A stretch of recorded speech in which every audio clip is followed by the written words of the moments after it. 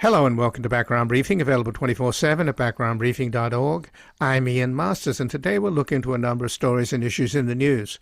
We'll begin with the influence of white supremacy inside the Trump White House, DHS and Department of Labor, and assess the extent to which ICE and CBP recruitments have reached out to white nationalists with not-so-coded dog whistles of Nazi slogans and white supremacist anthems. Joining us is Dr. Jessie Daniels, a professor of sociology at Hunter College of the City University of New York, where she is the former director of the master's program in applied digital sociology. She is also a faculty associate at Harvard's Berkman Klein Center, an internationally recognized expert on race, racism, and the internet. Daniels has spent more than 25 years studying white supremacy and far-right movements in media and online spaces, and has represented her work to the United Nations. She's the author of several influential books, including White Lies, Cyber Racism, and Nice White Ladies, and she is quoted in an article at the New York Times, "Administration social media posts echo white supremacist messaging."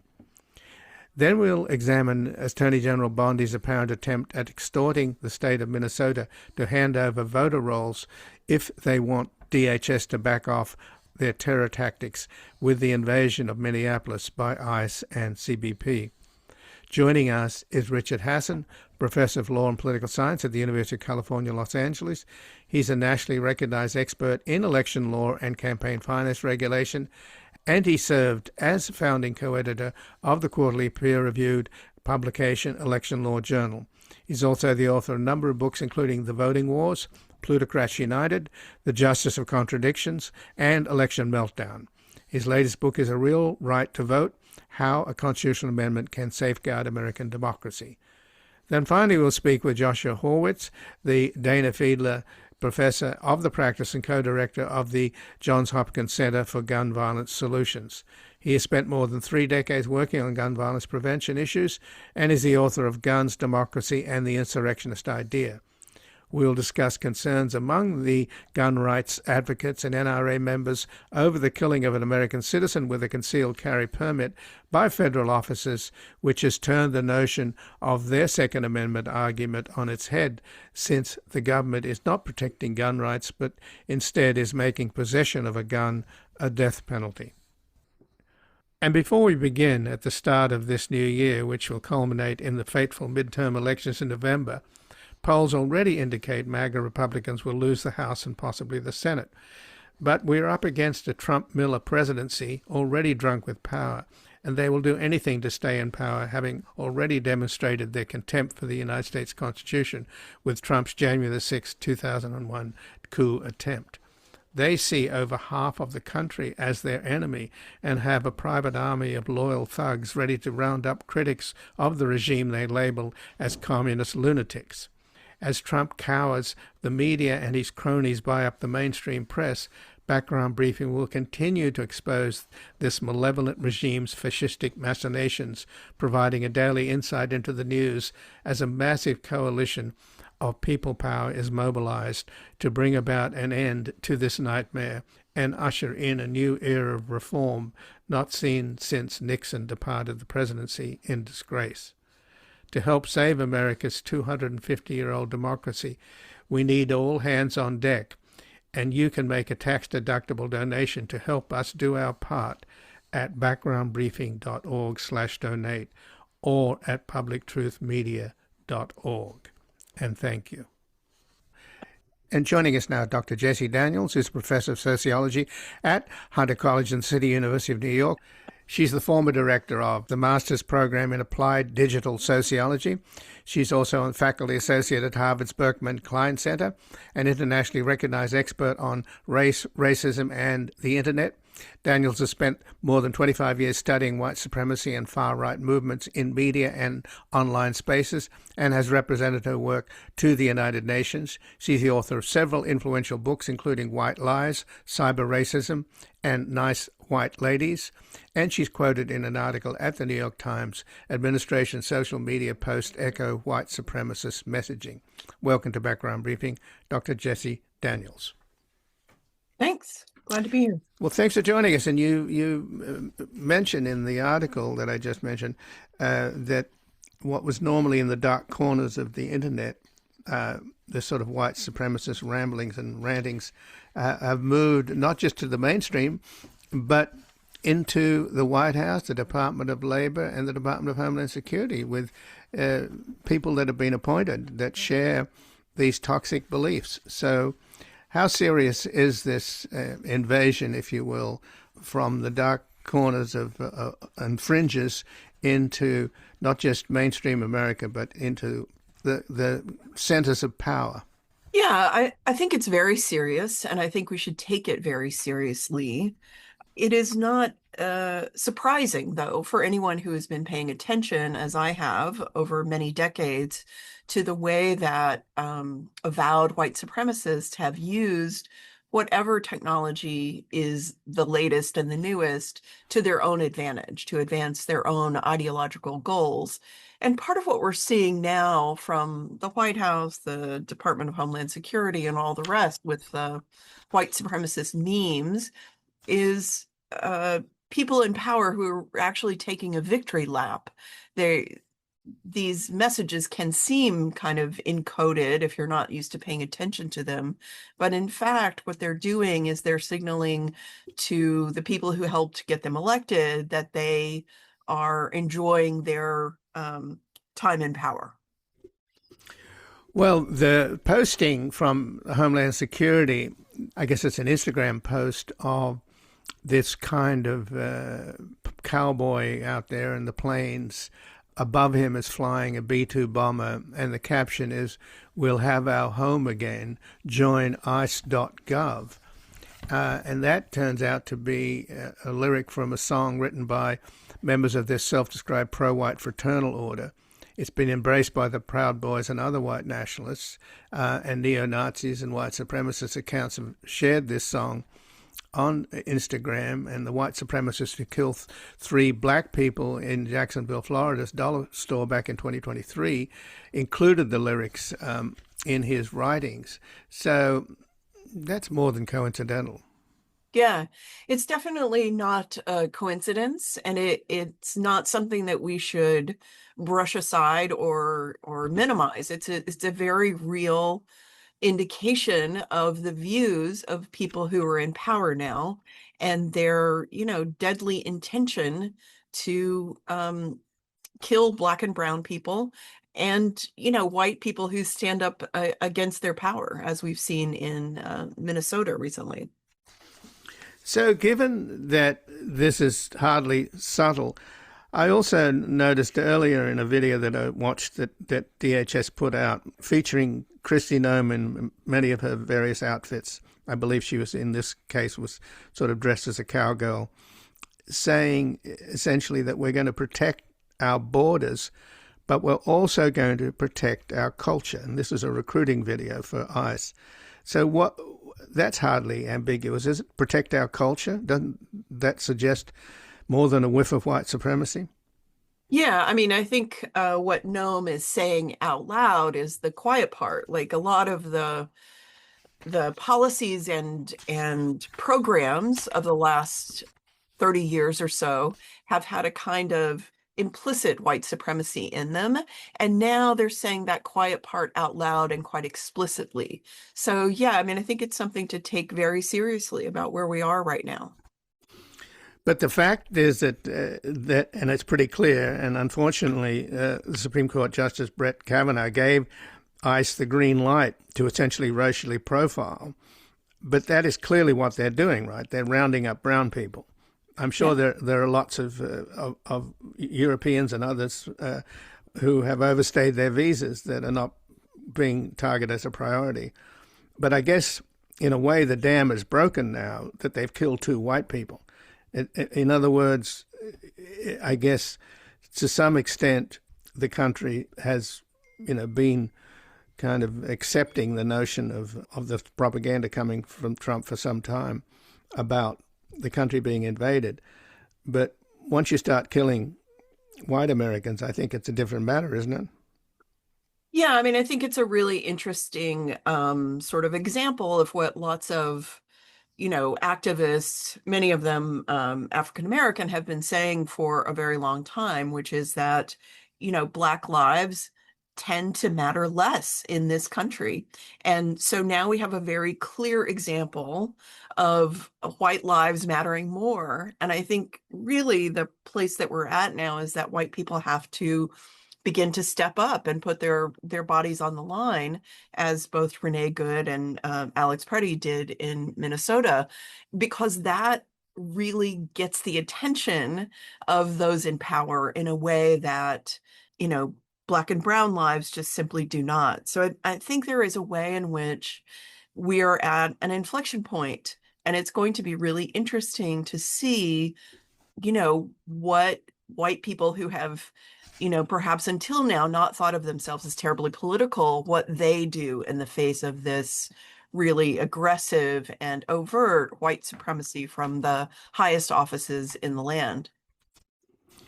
But the cynicism is so disgraceful, really, when you think about what this is all a failure of a humane immigration system.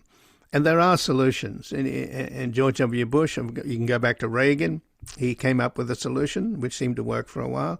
George W. Bush came up with a solution to the so-called immigration problem, but he could never get it through the Senate.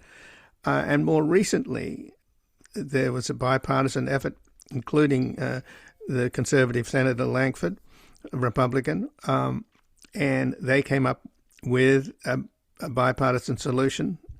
And Trump told the Republicans to vote against it because he wanted this issue to be a festering sore. He wanted to demagogue it. And now that he's demagogued it to the point where he's got these untrained ICE thugs murdering American citizens, it does seem in a way to have backfired. And I don't know how you see it, Jessie, but it seems to me that we may be learning that there are more better angels in this country than there are hateful racists. Yeah, I mean, I think it's an interesting question, and in sociology, we tend to say things like that's an open empirical question.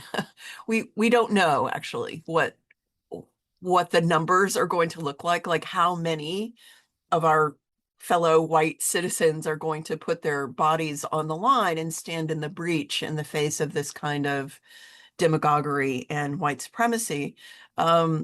My hunch is that there are people who will, take the example of Renee Good and Alex Preddy and put their lives on the line, but I'm not sure what kind of difference that's going to make at the present time. My hope is that it will break the back of this regime that we're under, but I don't know. It still, for me, remains in the category of an open empirical question. But there are historical examples. For example, the white people of conscience who ended slavery. They started out as a minority, but they gained in strength, did they not? Sure. I mean, there are historical examples of white people who have stood against white supremacy. Unfortunately, what the historical record shows is that it's a very small minority of white people who have done that. I'm not saying that all white people are have bad politics or anything like that, but the actual historical record is that it is a very tiny, tiny handful of white people who are willing to do what Renee Good and Alex Preddy have done. And, and going back historically, people like John Brown, to just draw the historical example all the way through. But those kinds of people tend to be regarded as outliers, as I was taught as a child growing up about John Brown, that he was crazy, that he was somehow insane, and that's what prompted him to want to abolish slavery. And just in your question, the idea that it was white people who ended slavery, I disagree with that premise. It was Black people, formerly enslaved Black people, who rose up and broke the back of slavery. It wasn't white people. White people have a role, though, to play, and it's a pivotal one, and it's an important one, not only for standing against ICE, but really for standing up against white supremacy and saying, this is not who we are. Unfortunately, there's not a lot of support, education, infrastructure, scaffolding for white people who want to understand their history in this country as it relates to race. And we have seen, people in this administration and those who support them taking every effort to punch back against those efforts at education. Just yesterday, I interviewed a colleague of yours at Hunter College, Benjamin Carter-Hett, who's an expert on the rise of the Nazis, and we spoke about the possible connections or analogies between the brown shirts and ICE. And unfortunately, there are some. And one of the other postings from this administration is in the Labor Department, where they put up a video captioned "One Homeland, One People, One Heritage." And this clearly is an echo of the German slogan used by the Nazis in World War II, Ein Volk, ein Reich, ein Führer. One people, one realm, one leader. So what do you think of those analogies? I know it's often overwrought to talk about, make comparisons with Trump and Hitler, and the F word is thrown around a lot, sometimes irresponsibly, but basically Benjamin Carter-Hett thought that he'd been cautious about using the F word, but now feels it's okay to use the F word. How about you, Jessie? Yeah, I mean, I think that we're certainly living in fascist times, and so it's important, I think, to use that word because there's a vast amount of scholarship on fascism, and we can learn a great deal from it. I think that where I would sort of disagree with the analogy to Germany is that there is a way in which pushing off what's happening now as an analogy to the Third Reich absolves us here in the United States for the way that Hitler actually took our example of chattel slavery and putting Native Americans on reservations as models for what he was creating in Germany. So I think it distracts us from our role as Americans in creating racism and fascist systems here at home. The other thing I will say, though, because I know this is a popular analogy that people rely on, is that the United States is very different than Germany. I encourage all of my fellow Americans who maybe didn't get much geography in school to look at a map of Germany and look at a map of the United States. It's a vastly different geographical situation that we find ourselves in. And I think, too, that there is a way in which the American sort of ethos is one of non-compliance. And that, I think, gives me a great deal of hope, both the size of the geographic expanse of what was once known as Turtle Island and the kind of deep resistance to authority, I think, make it a really, really different context in which we find ourselves. Well, in terms of the Department of Labor posting that I mentioned, one homeland, one people, one heritage, what I didn't say is the next line, which is remember who you are, American. And that has definite echoes of a 1978 book that's very popular in white supremacist circles, Which Way, Western Man? So do you see that obvious connection? I think there are some really clear connections to earlier versions of white nationalism within the U.S. And the thing about, someone like me who studied white supremacy over, a 30-year career is the way that we have collectively a kind of amnesia about the persistence of white supremacy. Like many times when I speak to journalists, there is and I get that this is baked into journalism, this sort of desire for and quest and professional ethos of the new, but that focus on what's new here really obscures the persistent infrastructure that white supremacy and white nationalism have created in this country. It really is a persistent feature of our nation state.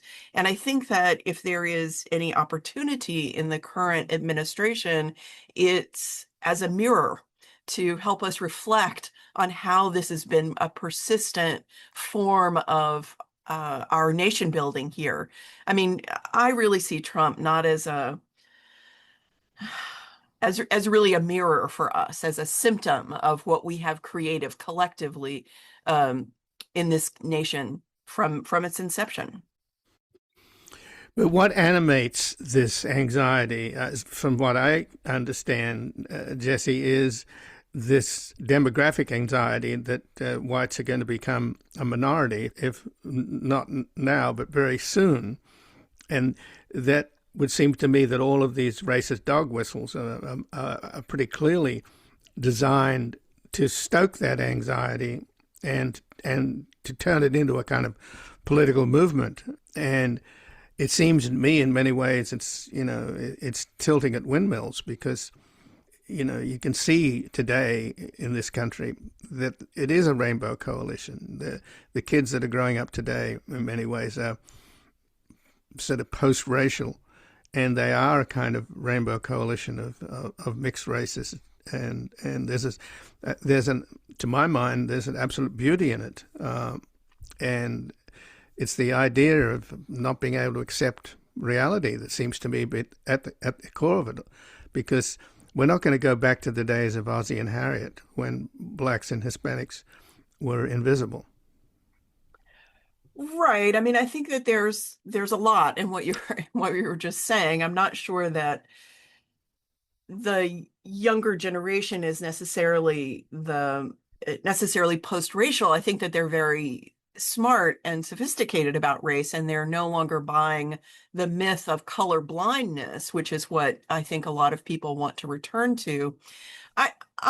There's a discussion in the literature that I'm very familiar with that talks about this demographic shift in the United States as being the key driver of what we're witnessing now. I think it's much more proximate, that anytime you see white people galvanized around white supremacy, you don't have to look very far behind that mobilization to see Black people making real advances. And that's often what we're experiencing in this kind of backlash moment.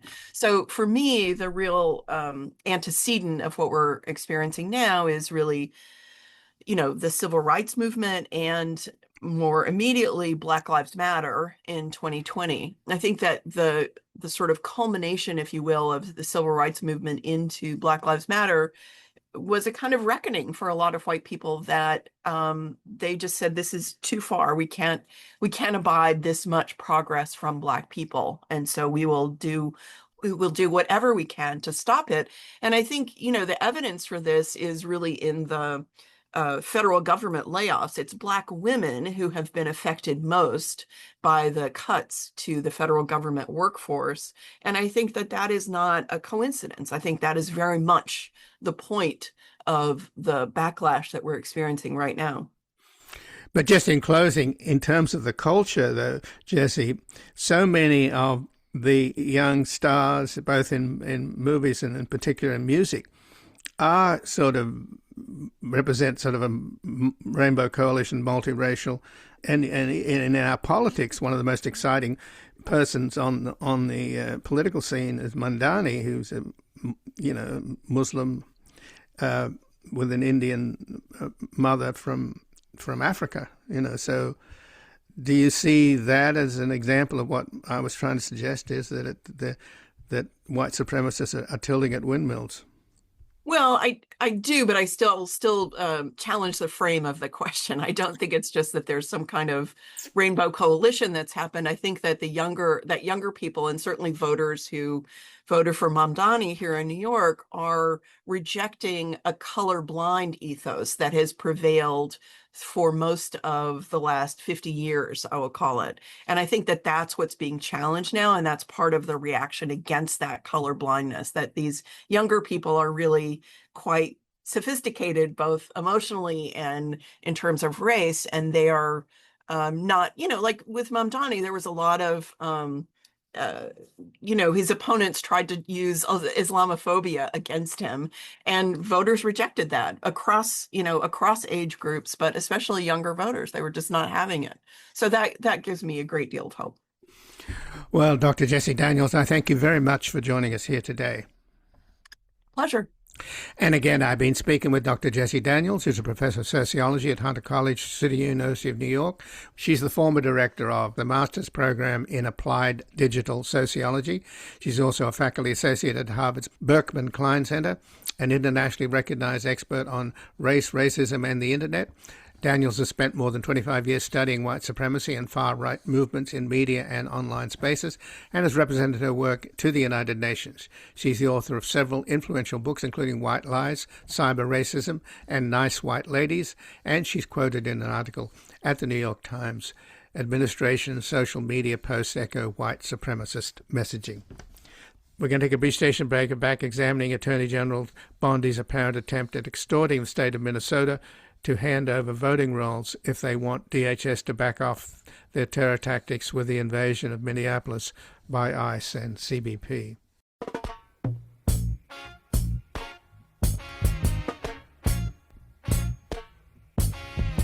Until the philosophy which old one race superior and another inferior is finally and permanently discredited and abandoned. Everywhere is war. It's a war. Welcome back. I'm Ian Masters, and this is Background Briefing, available 24/7 at backgroundbriefing.org. And joining us now is Richard Hasen, Professor of Law and Political Science at the University of California, Los Angeles. He's a nationally recognized expert in election law and campaign finance regulation, and he served as a founding co-editor of the quarterly peer-reviewed publication Election Law Journal. He's also the author of a number of books, including The Voting Wars, Plutocrats United, The Justice of Contradictions, and Election Meltdown. And his latest book is A Real Right to Vote, How a Constitutional Amendment Can Safeguard American Democracy. Welcome to Background Briefing, Richard Hasen. Great to be back with you. Well, thanks for joining us, Rick. And what do you make of what appears to be a priority of Attorney General Pam Bondi? She sent a letter to Governor Tim Walz of Minnesota outlining 3 simple steps to bring law and order back to Minnesota, at least in the eyes of her and the DHS, when arguably the lawless part is actually the administration, not certainly the governor or the mayor of Minneapolis. But that aside, the third of these 3 simple steps had nothing to do with immigration. The third would allow the Civil Rights Division of the Department of Justice to access voter rolls to confirm that Minnesota's voter registration practices comply with federal law. That's quoting her. Of course, it's met with outrage and resistance from Minnesota's Attorney General.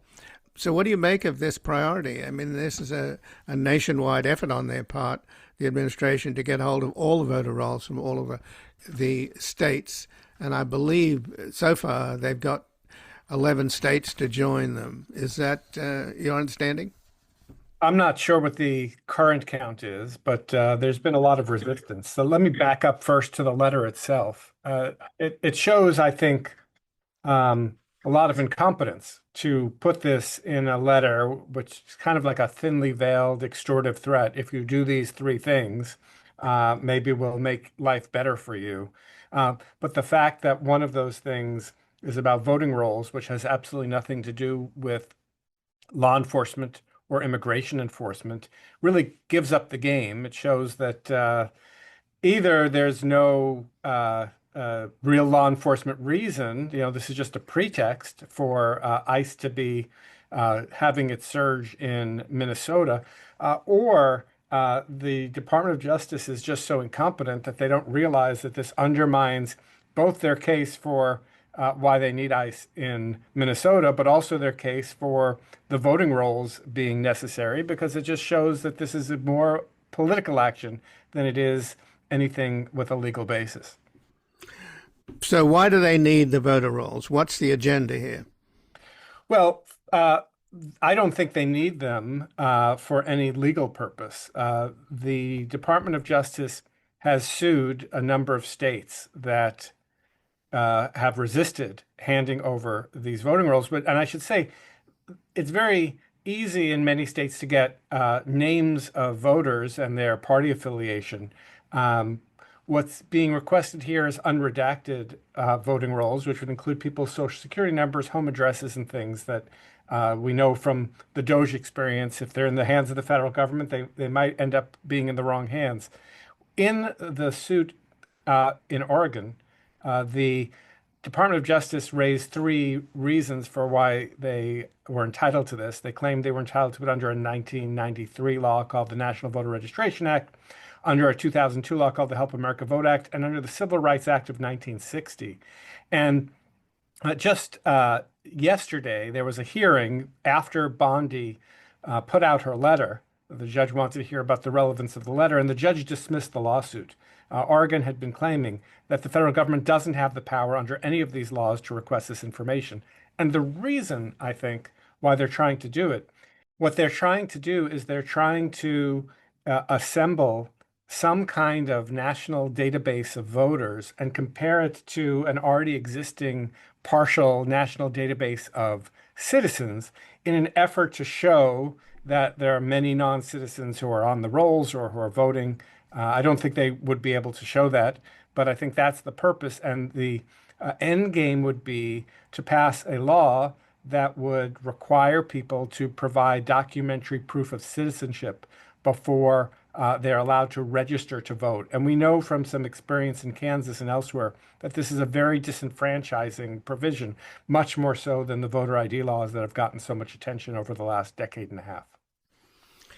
But since this administration has made so much noise about the non-existent problem of non-citizens voting and voter fraud in general, there's very little evidence that it's a problem at all.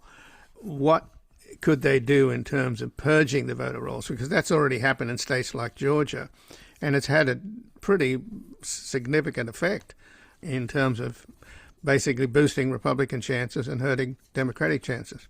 Well, the first thing to say is that the federal government doesn't maintain voter rolls. It's states that maintain voter rolls. That, in fact, that 2002 law, the Help America Vote Act, requires states to have a statewide database of all of their voters. So directly, what the government in getting these voting lists can do is nothing to interfere with that. But as a political matter, to the extent that the Trump administration claims there's massive fraud, that could provide a pretext for many states to pass laws like documentary proof of citizenship laws, or, as you say, to become more aggressive in purging voter rolls. The courts have made it easier to do those kinds of things. And so I think it's kind of a long-term battle for trying to get the attention of Republican legislatures and Republican governors and get them to tighten up voting before the midterms. But hanging over all of this, it would seem, Rick, is the fact that we have a president who refused to accept defeat in 2020 and led and inspired a insurrection against the Constitution, against the very citadel of democracy. They stormed it, and we all saw it live on television, and it was absolutely disgusting what happened. And yet Trump has valorized those people that did it. He pardoned them all, and he continues to this day to say that he won the 2020 elections. And he also recently, apropos what's happening in Minnesota and in Minneapolis, he said recently that I won Minnesota all 3 times, which of course is total absurdity. So doesn't this color everything that's going on with Bondi? Because if these people think that they live in an alternative universe and that up is down and black is white and we won in 2020, they have no credibility. Well, maybe this is the most charitable understanding of the Bondi letter, is that it was written for an audience of one. That is to tell Donald Trump, who seems to apparently believe that he won the 2020 election. I think he maybe deluded himself as to that. But these efforts are being done not because fraud is a major problem in voting in the United States. It is not, but they are done to please the president, and they are done to try to make it harder for people who are more likely to vote Democratic to vote. Now, that actually may backfire on the Republicans. One of the things we saw in 2024 is that working class voters, especially white men, have been moving towards the Republican Party in part because they're excited by Donald Trump. These were a kind of occasional voters. These are people who may have the most difficulty or have the least incentive, especially with Trump not on the ballot in 2028 during the midterm elections. These kinds of laws may trip them up. And so I think it might end up being a self-defeating effort if they're actually able to clamp down on voting in the midterms, when we know just as the working class voters are shifting to the Republican Party, college-educated voters, especially college-educated whites, are shifting to the Democratic Party. And those are really reliable voters. Those are people who turn out in midterm elections. So just politically, putting the morality aside, putting the evidence aside, just politically, this may be self-defeating. But given what's happening in Minnesota, a lot of analysts are suggesting that the brutality of ICE to terrorize American citizens and to kill them, for that matter, is a precursor for, one, Trump wanting to invoke the Insurrection Act, which gives him broad authorities. And I'd be interested in getting your take on how that would affect elections. And a lot of analysts are saying that this is just a rehearsal for what he wants to do later in the year, to send ICE into democratic states. What do you think in those terms? Well, first, I think we should note that Trump seems to have backed off of what's going on in Minnesota as his popularity and the popularity of his surge in Minnesota is declining. It's hugely unpopular to murder an American citizen who was exercising his First and Second Amendment rights. And so I think that it's going to be hard to ramp this up. And where would they ramp up the ICE patrols? If we're talking about control of the House of Representatives, that's going to be fought out in 30-something districts around the country. It's not clear it'll be in swing states, because we vote by district, and there are many, many safe districts, even in jurisdictions that don't engage in partisan gerrymandering. So it's definitely a threat. It's something that we have to be prepared for. But I think if Trump tries sending troops into the streets of Detroit or Philadelphia or any of the other largely minority cities that he has called out in the past, I think he's going to be met with widespread nonviolent resistance, and that it too could backfire, and it could backfire at the very time that voters are going to the polls. Well, apparently in private meetings with senators like Ted Cruz and others, Trump was told that the Republicans are likely to lose in 2016. And Trump apparently just cursed and didn't want to believe that or didn't want to accept that.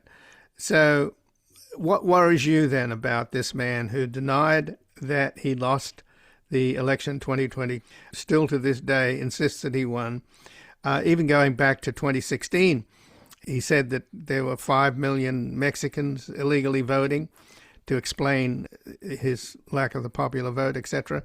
So this is more than an obsession. So I think a lot of people are quite justifiably concerned about him being determined to somehow pull off a victory in the face of defeat, in the jaws of defeat, because he doesn't want to be impeached. And I think that's what he was told in that meeting with Republican senators, including Ted Cruz, that you're going to be, the next 2 years, you'll be impeached every other day. Well, I don't want to minimize the dangers. I think there are tremendous dangers. I just think the troops in the streets now is going to be harder. One of the things that worries me the most is Trump pressuring election officials to do things like not count ballots or throw out ballots, or federal agents seizing ballots before they could be counted. This would be after the election. This wouldn't require massive troops like you're talking about going into cities to disrupt voting. That it's the kind of the phase of the tabulating of ballots that I think is going to be the most dangerous phase if the election is very close.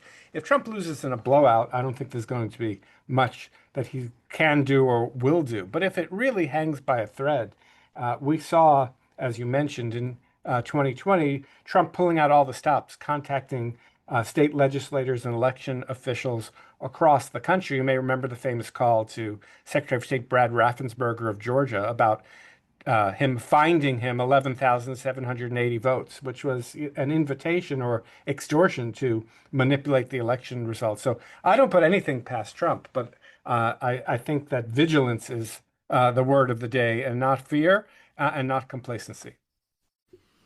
And just in closing, it would seem that people are more and more motivated against this government, particularly outraged over the murder of American citizens in Minneapolis. It seems that a lot of very brave people in this country are willing to stand up to this kind of oppression, which many people think has echoes of fascism.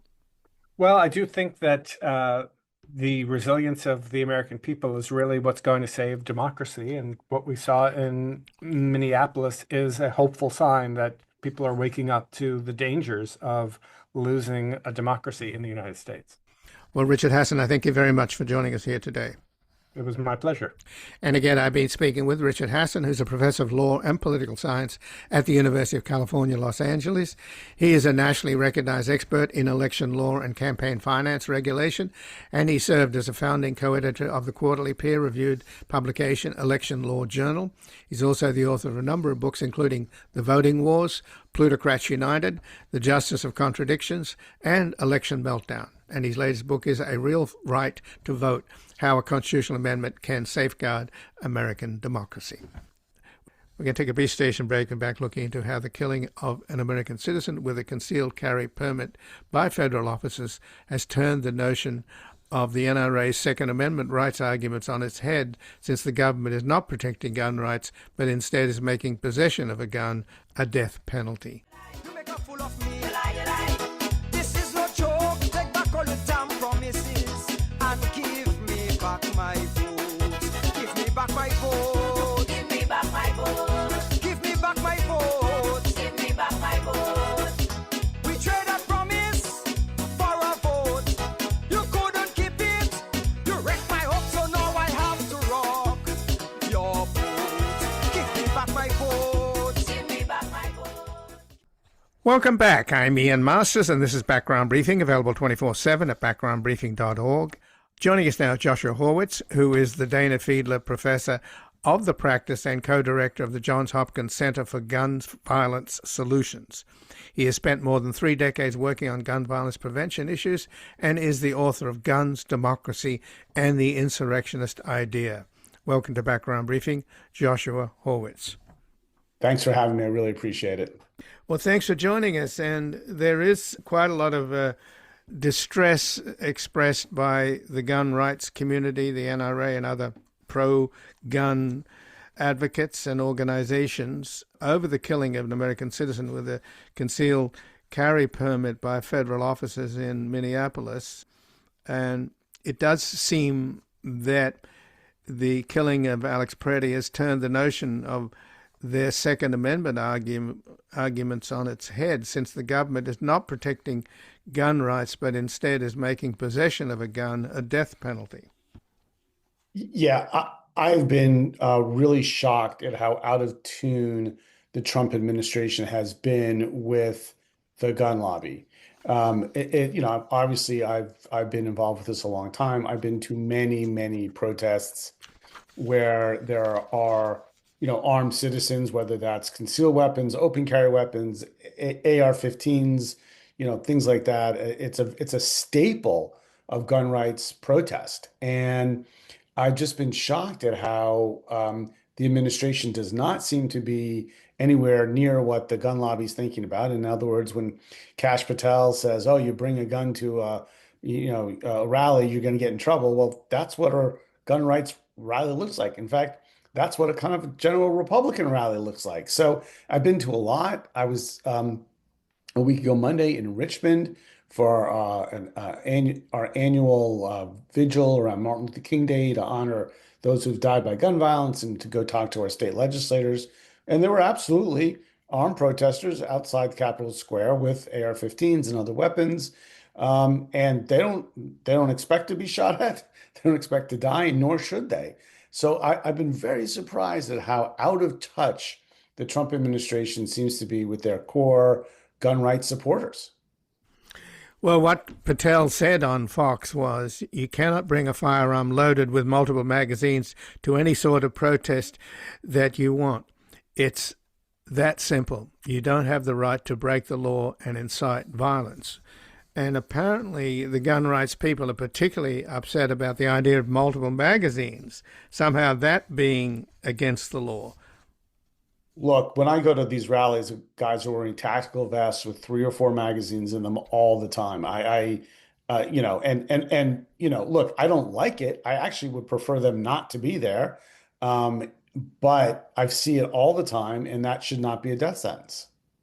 So the National Association of Gun Rights, they've come out against Patel, saying he sets a dangerous precedent for Second Amendment rights. The Minnesota Gun Owners Caucus have also come out against Patel's remarks, saying there's no prohibition on a permit holder carrying a firearm loaded with multiple magazines at a protest rally in Minnesota. So what do you think is going on with this administration that has been so vocal in its advocating for open carry firearms in public? Trump has made that stance. So have other Republicans. They've championed it on any number of occasions. What's going on here? Have you heard anything from Trump and other Republicans apart from Patel, who is, after all, the head of the FBI? Yeah, look, I think that what's gone on here is the administration is trying to concoct a story to cover what is a horrible situation of of ICE going into Minneapolis, causing mayhem, causing 2 murders, and with people who are clearly not trained for doing the job. And so they're grasping at straws. And over the weekend they somehow came up with this idea that having a gun at a protest meant that you were there to as Christine Ohm, or as Steve Miller said, the domestic terrorist, and that would then cast a lot of people who typically carry guns at rallies domestic terrorists. So I think that they got way ahead of the messaging on this, and they were just grasping at straws. And I think they concocted something they now realize was a huge mistake, and I think they're trying to walk it back. But I think they're trying to cover something up and trying to create a narrative that doesn't exist to excuse their own incompetence and negligence. But I want to talk, Ian, if you don't mind, I think about the broader picture here. So they're out of step with their messaging, but I think what they've also done something which I think is really they've caused loss of lives. They've upended this city and other cities unnecessarily. They've done horrible things. ICE has done some horrible things. But I think the repercussions of this are even larger than we realize right now. And, I think what's happened, I think the biggest issue here is one of the biggest issues is that what they have done is delegitimize federal law enforcement.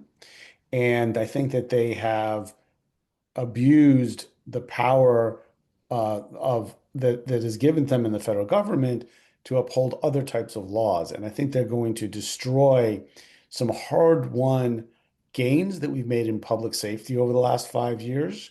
I think not only through this terrible breach of trust with the public, but also they've, as you probably know, defunded some violence intervention programs, made it much more difficult for the people on the ground doing work in violence intervention to do their job. Now they've completely broken trust, federal law enforcement, with communities.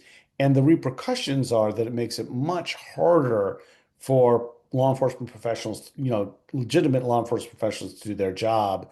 And the fact that they have killed people, have come in and pulled people out of their homes, and that they are unable to investigate these things. They did not preserve the crime scene.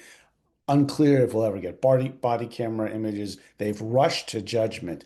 They have done a horrible thing in murdering U.S. citizens, but they've also completely broken the trust that's given to them as federal law enforcement professionals to keep the peace.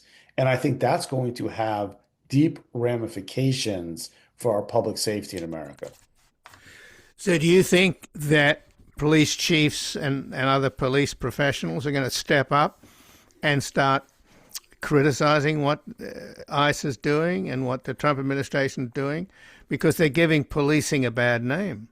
Yeah, I think you've seen this already. I think you've seen law enforcement professionals saying this is not the way you do policing, especially in Minneapolis. But the very basics, right, of not securing the crime scene, of not separating the officers who did the shooting so that they can be, interviewed immediately. From what I heard, and I could be wrong about this, that they were just sent out of state to another job, right? That is, when you are involved in a shooting, you get administratively suspended while there's an investigation.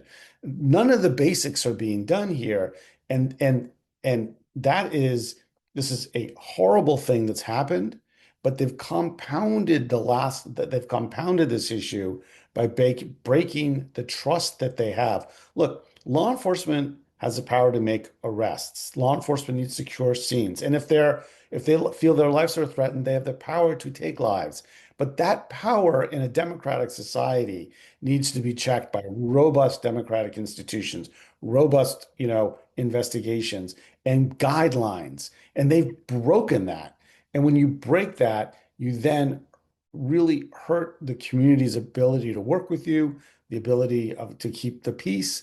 And I think we have a number of tragedies unfolding here.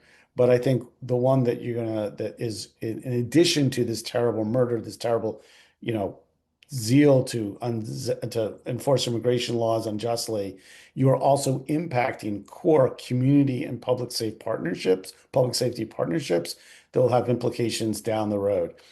We are actually in a historic drop of firearm homicide the last couple of years. And that meant a lot of hard-won work with law enforcement and communities working together. And how are communities now going to trust federal law enforcement? Well, you just mentioned a bit ago, Josh, about the ICE, or in this case, the shooters in the Alex Pretty case was Customs and Border Patrol. Were they whisked out of town? Because the one guy that fired, I think he fired 5 shots, and the other CPB bike guy fired 4 shots into Preddy's back. But the same guy that shot him fired the first shots, 5 in total. He was the same guy that sprayed the woman with pepper spray in her face, directly in her face. And that prompted Petty to come to her rescue. And then he turns around and sprays Petty in the face. And then they pile on a bunch of other guys, hold him down. And this same guy, the same CPB officer, then hits Petty on the head with the canister that has the bear spray or the pepper spray in it, and then later shoots him dead, and then shoots him many times in the back after he's completely disarmed and dead. So you don't find that people behaving like that too often in the worst police shooting cases. So is this really about their lack of training, or is this reaping the whirlwind of the kind of people that they're hiring, the white nationalist dog whistles in their recruitment that's going on, which is just absolutely shameful, and the fact that they've decided to lower the number of days of training for these new ICE recruits to 47 days, honoring the 47th president, Donald J. Trump? Yeah, well, I'm not an expert in law enforcement training and how much training I should get. All I can tell you is that from my view, the behavior of the officers in Minneapolis has been reprehensible. And as someone who thinks one thing I do think about is when is it okay to shoot, right? And one of the things that's most important about law enforcement is knowing when not to shoot and having restraint. That's part of training. And these officers clearly, in my view, have failed to execute that here in good judgment, and someone's dead because of it. Whether that's training, whether that's overzealousness, I can't tell you. What I can tell you is a disaster for the families who have been affected. It's a disaster for Minneapolis, and it's also breaks some hard-won trust that federal law enforcement has worked with communities over the years to try to stop violence. And here they are perpetrating violence in the communities that they're trying to protect. And to me, the whole thing is absolutely just heartbreaking and a disaster for the individuals involved and for community safety. So just in closing, Josh, do you think that the message here is that possessing a gun, particularly, concealed carry or even open carry, makes you less safe? Because I've always assumed that, you're having a gun in the home, to protect yourself, is more trouble than it's worth. They're actually more dangerous. We know from statistics, and I'm sure you've studied these statistics, that kids sometimes pick up guns and accidentally kill themselves, etc. So what's the overall picture there?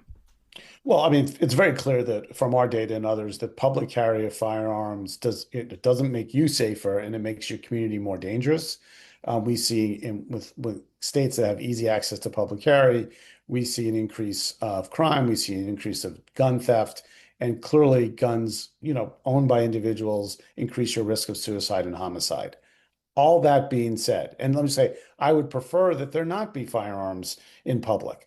But all that being said, someone who's peaceably carrying, who's not brandishing a firearm, who's in compliance with the law, doesn't deserve to die. And that should not be a pretext for law enforcement killing somebody. That's reprehensible. Right, but would you agree that having a gun is probably more dangerous than not having a gun? Is there any? All the data that we have shows that firearms ownership, possession, carrying puts you and your community at more risk.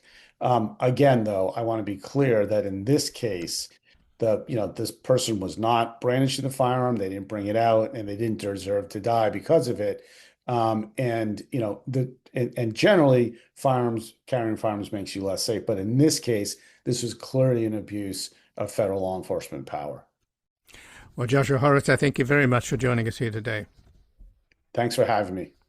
And again, I've been speaking with Joshua Horwitz, who is the Dana Fiedler Professor of the Practice and co-director of the Johns Hopkins Center for Gun Violence Solutions. He has spent more than 3 decades working on gun violence prevention issues and is the author of Guns, Democracy, and the Insurrectionist Idea. And this has been Background Briefing. I'm Ian Masters, and I'd like to thank producers Graham Fitzgibbon, Asher Price, and Sasha Linden-Cohen. If you missed any of today's program and would like to explore our vast archives, you can find us at backgroundbriefing.org, where we include extended interviews, searchable by topic, and have made it easier for you to sign up for daily email updates and provide links to resources, articles, and books discussed on the program.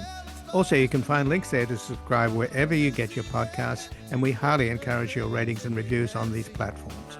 Find us on Twitter, Blue Sky, and Facebook at Ian Masters Media, and our new social media manager, Luke Susswood, is also posting highlights from the show on YouTube, TikTok, and Instagram at Ian Masters Media. So please do help us reach more listeners by sharing this program with friends, family, and colleagues. And to help sustain this program into the future and ensure it remains free to all, please take a moment to support us by going to backgroundbriefing.org/donate and/or at publictruthmedia.org, where your tax-deductible donations, large and small, keep us broadcasting. And I'll be back tomorrow with another Background Briefing at backgroundbriefing.org. Bye for now. By 9:30, who'll ever know how much she loves